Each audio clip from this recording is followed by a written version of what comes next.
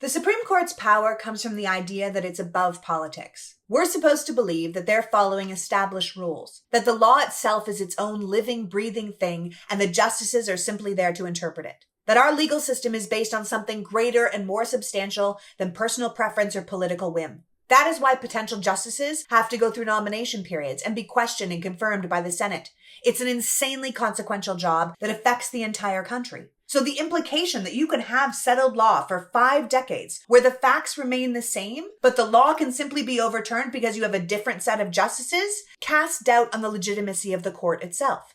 Because if our laws are only dependent on who sits on the bench, and who sits on the bench is dependent on politics, then how can our courts be anything other than a political entity? And if they're political entities, why aren't they elected? Why do they get lifetime appointments? And why do these 9 people get to decide all of our laws when no one voted for them? We can't live in a country where our laws are decided like this. A court that abandons its own precedent undermines its own authority. Why should our rights be dependent on the rulings of a small, unelected group of clearly dishonest political operatives that are full of such contempt for anyone but themselves?